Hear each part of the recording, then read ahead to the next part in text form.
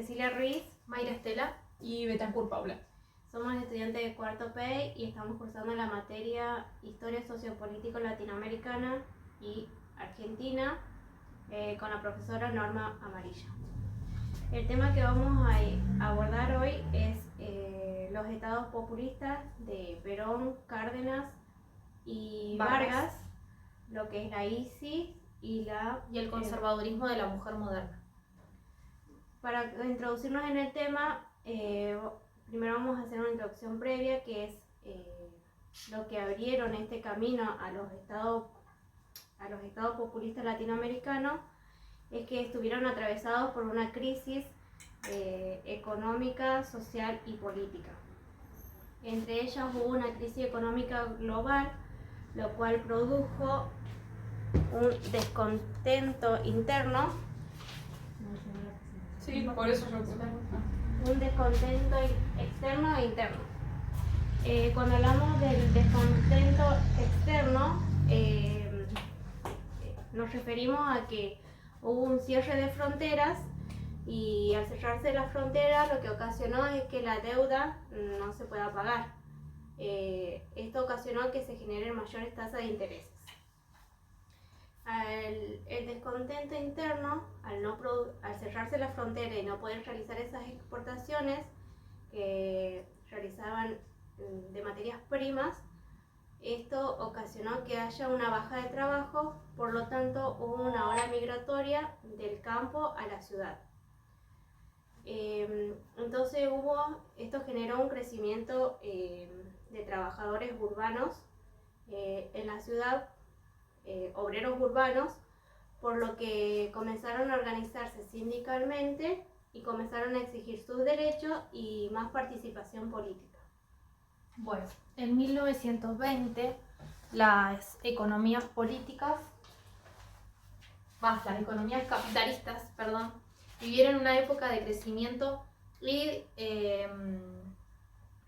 reconstrucción del mercado mundial, en el que hubieron un aumento de precios en general y del valor de la bolsa. Bueno, esto produjo que en 1928 hubiera una fuga de capitales latinoamericanos a quienes se les ofrecía mayores tasas de intereses, que eran Gran Bretaña, Francia y Estados Unidos. Luego, en 1929, las acciones de la Bolsa de Nueva York se derrumbaron. Se derrumbaron. Esto produjo un retroceso económico en todas las áreas, el patrón oro quedó desbaratado y los sectores populares fueron los más afectados. También la adecuación de estos países a esta nueva situación implicó transformaciones sociales, económicas y políticas. Bueno, retomando lo que mencionaron mis compañeras, se genera esta crisis mundial. Esta crisis mundial se da en 1929, donde a raíz de estos cierres que se generan de las fronteras, genera que pierde sentido el modelo agroexportador. Entonces hace que los países crearan la ISI, que sería la industrialización por sustitución de importación. Esta crisis generó que hubiera una nueva reorganización mediante esta ISI, en donde se genera una reestructuración económica y social. Primero por esto que se genera esta ISI, genera más empleos y a su vez genera una ola migratoria. Esta sería que los que vivían en el campo se trasladan a las ciudades y se generan en tres países. Por un lado Villas Miserias, que es en Argentina, después en Brasil se genera las favelas y después en Chile se generan las callampas. Como los trabajadores tenían tenían esa organización de sindicales, tenían líderes carismáticos, que luego de esto se pasan a ser gobiernos populistas. Gobiernos populistas. Del mismo modo pasa que las élites tradicionales, en este caso, pasan a ser burguesía industrial, creando pequeñas fábricas. Bueno, en 1928 y 1930, al producirse estas fugas de capitales, y tenemos burguesía industrial, fuga de capitales y buena vecindad. Esta fuga de capitales, lo que sucede es que esos capitales se vuelvan a repatriar a cada uno en su lugar, y también provoca que el patrón lira desaparece. Por lo tanto, toma como dos fuertes al patrón oro y al patrón dólar. Que en un primer momento el patrón oro aparecía como fuerte, pero esto se invierte cuando Estados Unidos comienza a imponer sus políticas de Monroe, que es la política de buena vecindad. Es decir, que esos países latinoamericanos están incluidos con las políticas norteamericanas,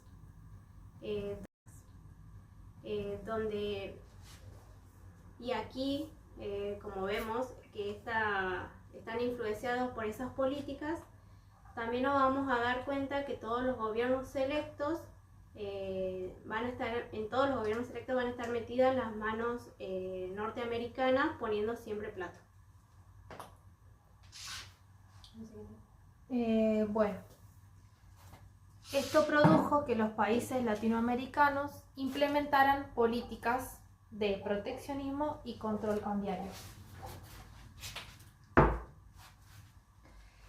Estos eran que subieron los impuestos a las importaciones para que la gente comprara productos locales, hubo control de divisas y devaluaciones, bajaron el valor de sus monedas para hacer más baratas sus importaciones.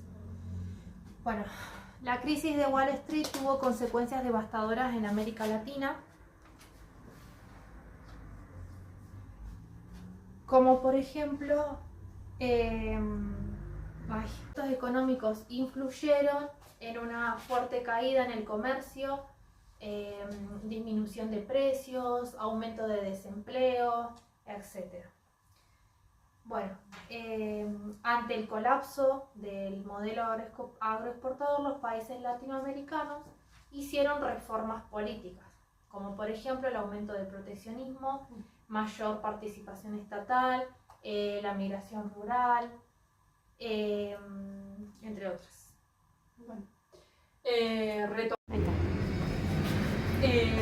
Bueno, retomando el tema de la ICI necesitaba mano de obra barata para sostener esta mano de obra. El Estado creó empresas públicas, una de ellas era la empresa de petróleo y la otra era de energía.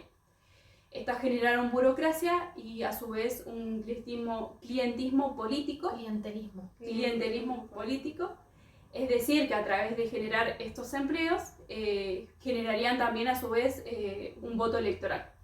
Este voto electoral se da a través de los gobiernos populistas. A través de eso generaban apoyo, digamos, en los salarios, en la seguridad social de los trabajadores, y a su vez fomentaba un discurso nacionalista. Bueno, la División Internacional de Trabajo durante la crisis de 1930 lo que generó fue una caída de exportaciones. Esta caída de exportaciones hizo que se desencadenaran pérdidas de ingresos. Por lo tanto, esto dio inicio a una estructura diversificada, que fue una estrategia clave para poder gestionar todo lo que había provocado esa crisis.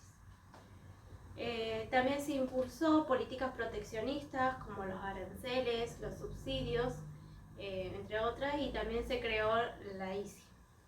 Bueno, la crisis y la industrialización modificaron parcialmente los roles de las mujeres, aunque con limitaciones. En Buenos Aires, por ejemplo, con el régimen, la expansión industrial en sectores como textiles, alimentos, confección, tuvieron un mayor aumento de empleos femeninos porque la mano de obra era barata. También algunas mujeres participaron en sindicatos, pero esa participación era mínima. Sin embargo, aunque hubo avances, la inserción de la mujer estuvo marcada por la discriminación salarial, por los roles domésticos, y el patriarcado y la dependencia económica seguían siendo obstáculos estructurales.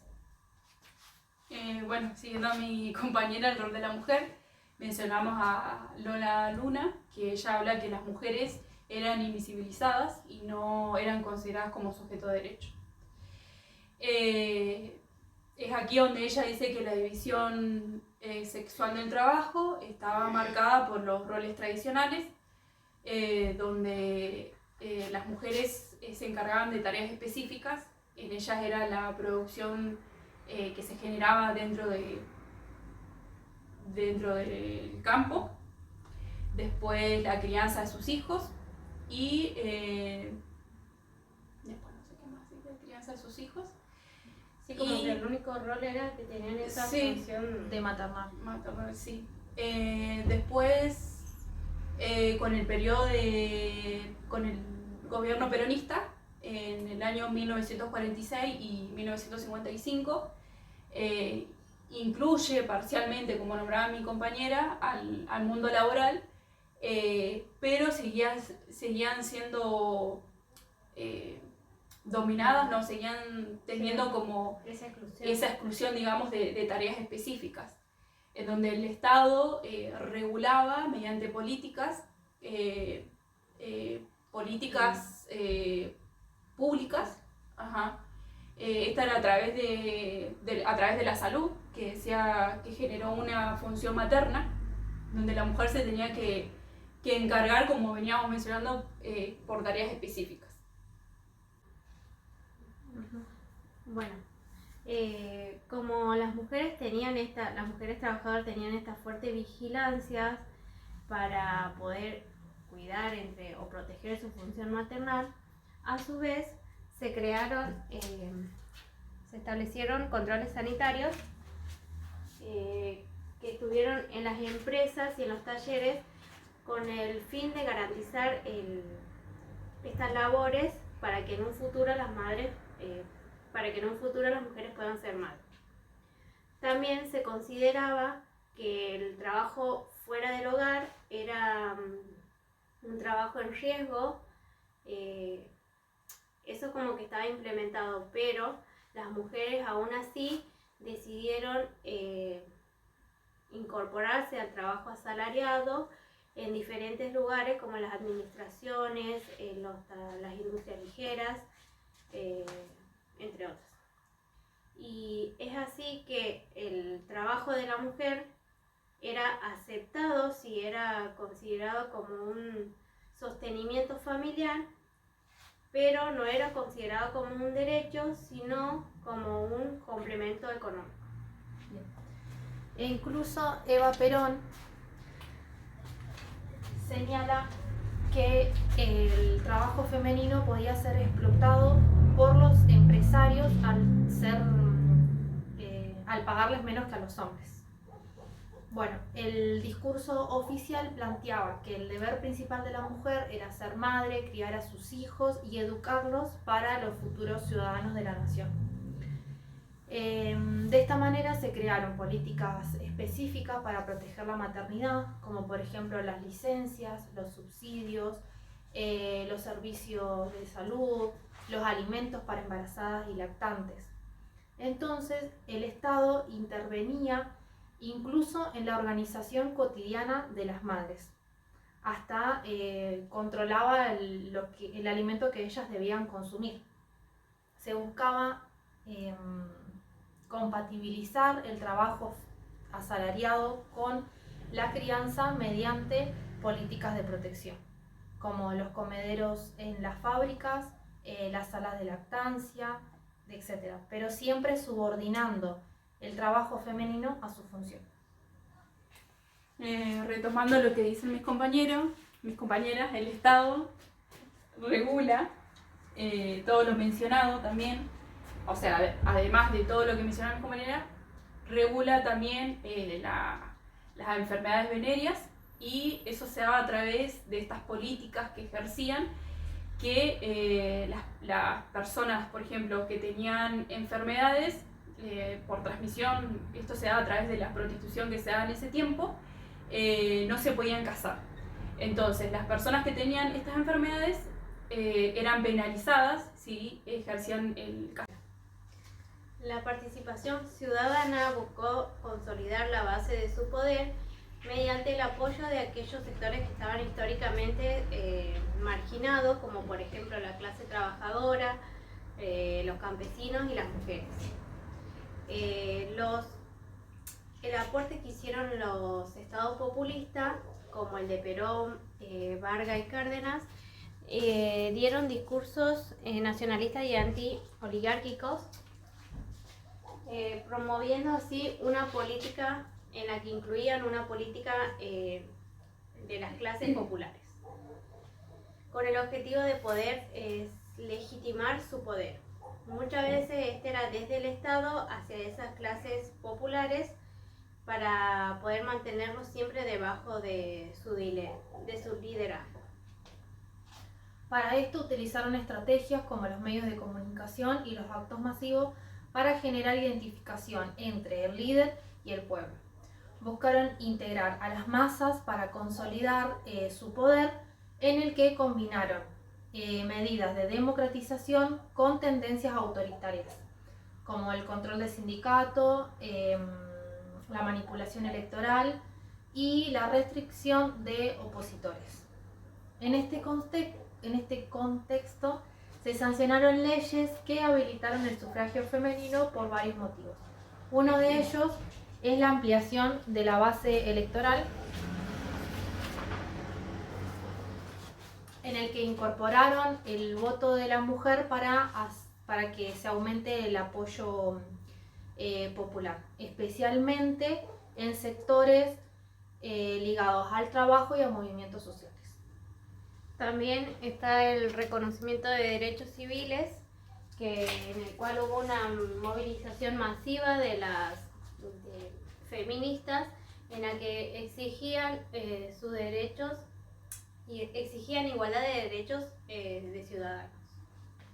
Después el otro es la legitimación, que esta es interna e internacional, donde se presenta sobre discursos democráticos alineados con la tendencia internacional. Después tenemos cambios y continuidades. Los cambios se dan a través de la ampliación democrática, es decir, que acceden más sectores populares, o sea, acceden más sectores a la participación política. Después, la otra es que surgen nuevos actores políticos. Esto se da a través de esta inclusión que hacen del voto hacia la mujer. Y después tenemos las continuidades. Una de ellas es la presencia del clientelismo. Es decir, que se sigue como ejerciendo este poder a través de esta implementación de los votos, y a su vez también se genera una desigualdad en la participación. Más allá de que se incluya a la mujer, se sigue limitando esa participación política de las mujeres. Para concluir, vamos a hablar un poco de la forma en que asume los gobiernos populistas latinoamericanos. Primero, Lázaro Cárdenas, en México, que fue elegido en 1934 como presidente bajo el respaldo de